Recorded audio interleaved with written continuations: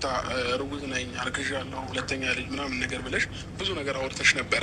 ከዛም በላይ ሐኪም ቤት ሄደሽ ማስረጃ ይዤ መጥቻለሁ ወረቀት አለኝ ምናምን ብዙ ነገር እያልሽ ነበር እና ያ ነገር አሁን ላይ አንቺም ላይ ምንም የሚያስታውቅ ነገር አላየንም ከይቅርታ ጋር ስለ እርግዝናሽ ነው የሚያስታውቅም ነገር ያየነው ነገር የለም። ሲቀጥል ደግሞ ነገሩንም እንዴት ነው ተደፋፍኖ እንዲታለፍ ነው ያደረግሽው ማለት ነው። አሁን ግን ነገሮችን ማወቅ ስለምንፈልግ ከቻልሽ አሁን ሐኪም ቤት እንሂድና ያለውን ነገር ቼክ ማድረግ እንፈልጋለን ሁላችንም ማለት ነው። ስለዚህ ይህንን ነገር ማወቅ መቻል አለብን። ለምን ነገ ከነገ ወዲያ እርግጠኛ ባልሆንኩበት ነገር ላይ ሁልጊዜ አእምሮ የምንትን እያለ የተጨናነቀ መኖር የለብኝም አይደለ?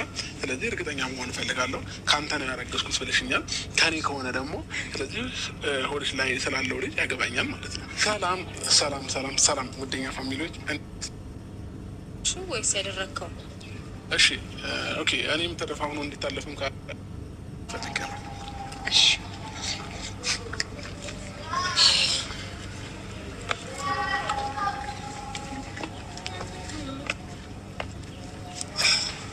ሰላም ነው። ደህና ናችሁ? አለን። እሺ በድጋሚ ጠሮሽ በጣም ይቅርታ። ያው አንዳንድ ነገሮች ግዴታ ስለሆነ ነው ዛሬ ጠራሁሽ ማለት ነው። ግዴታ ስለሆነ ነው አንዳንድ ነገሮችን ማወቅ ስለምንፈልግ ነው እየጠራሁሽ። ያው በእኔ ጉዳይ ላይ ነው ማወቅ የምፈልጉት። በሁለታችንም ጉዳይ ያለ ነገር ማወቅ እንፈልጋለን። ሲቀጥል ደግሞ ስጠራሽ አንቺን ብቻ እንጂ እሱ እንዳለ አላውቅም። እንግዲህ ከማንም ሰው ጋር መምጣት እችላለሁ። ዳኒሻ ጓደኛዬ፣ ወንድሜ፣ ሁሉ ነገሬ ነው። ሰው ከእሱ ጋር መጣ እኮ አንዴ ለአምስት ደቂቃ ነው የምናወራሽ። ስለዚህ ከይቅርታ ጋር ዳኒ መሄድ ትችላለን። አይ ዳኒ ሄደን ይቅርታ ማውራት የምፈልገውን ነገር ማውራት እችላለሁ በቀጥታ። ሲቀጥል ደግሞ ለምንድነው የምትጠራኝ? ከዚህ በኋላ ከህይወታችን ውጭ ምናምን ብለህ ሁሌ እኔን ከመጥራት የማታርፈው ለምንድን ነው? ሁሌ ጉዳይ ነኝ እንዴ እኔ? አሁን ከሁለታችን መሀል ላይ ያለ የተፈጠረ ነገር ስላለ እኮ ይህንን ደግሞ ለወራሽ የምፈልገው አንቺ ብቻሽን ነው። እሱ አልሄድም፣ ችግር የለውም። ይሄ ይሆናል እሱ እኔ እናንተ መካከል ነው የተፈጠረው ይሄ ነገር ነው ወይ? አንድ መልስልኝ። አንተ እና እሷ ጋር ከሆነ እሷም ትሄድ፣ በቃ እሱም ሄዳል።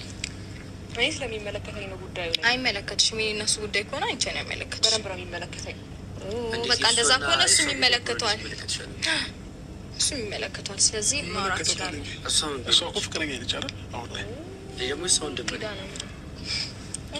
አንተና እሷ የሚመለከታችሁ ነገር ከሆነ እኔ እና እሷ እንሂድ።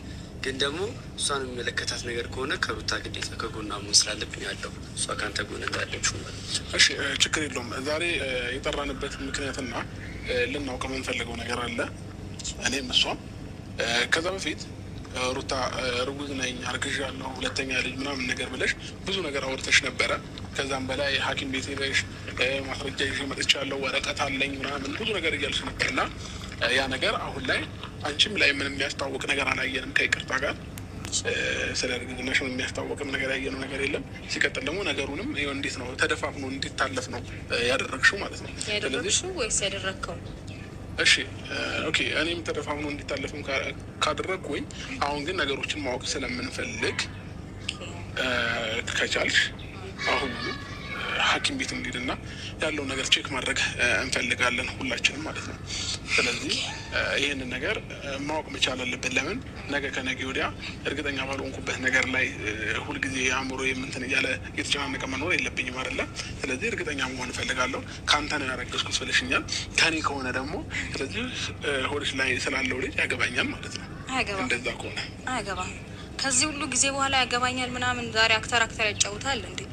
እስከ ዛሬ የት ነበርክ እኮ? ገና ሆድሽም እኮ አልገፋም። እንደዛ ለማለት እንኳን አልበቃሽም። እስከ ዛሬ ለማለት እንኳን አንደኛ ነገር፣ ሁለተኛ ነገር ደግሞ ያኔ በዛ ኮንፊደንስ ሳናገረ የተንበጨበጭከው ዛሬ ምን ተገኘ? እሺ ሩታ አሁን አዳምጠኝ። አውራ አዳመጥኩ፣ አዳምጠኝ።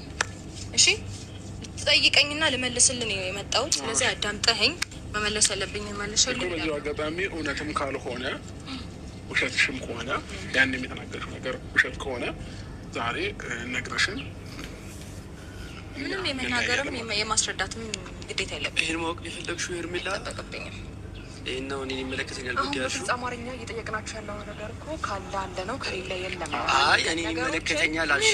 እዚህ ጋር ቆሜ አያገባሽም ለማለት አያገባሽም እኮ እንዴ። እሺ አሁን ክርክሩን ተውና ወደ ጠየቁሽ ጥያቄ እንግባ። ፈጣሪ ወይ እኔ የምልህ አንተ ማወቅ ስትፈልግ ማወቅ የምችልበት ጊዜ አለ። ካልተመቸህ አልተመቸህም ምናምን። ከዛስ እኛ ደግሞ አንተ ማወቅ ስትፈልግ እኛ አንተ ማሳወቅ ግዴታችን ነው። ኧረ እባክህ ይህንን ነገር አሁንም የመጣንበት ምክንያት እሷ ጋር በአንቺ በኩል ባሉም ሰዎች ይሁን አንቺም ሁኝ የምናውቀው ታሪክ የለም፣ ግን ቴክስቶች እየደረሳት ነው ያለው። ያገባኝ ታዲያ እኔ ያገባኛል። እሺ ቴክስቶች እየደረሳት ነው ያለው። እሷ ያገባኝ ይድረሳት ምን አገባኝ እኔ። እሺ ስለሱም አያገባሽም ይግባሽም አይግባሽም እየተጠየቅን ያለውን ነገር ውስጥ ላይ ፍራቻ ከሌለና ውሸት ከሌለ በግልጽ አማርኛ መናገር ነው። ነገሮችን በዚህ ግባ በዚህ ወጣ ማለት አይጠበቅበትም። አንድ ሰው ቀጥታ ሲያወራ ቀጥታ የመመለስ ግዴታ አለብሽ ብዬ አስባለሁ። አይለብኝ እንደተማረ ሰው ማለት ነው።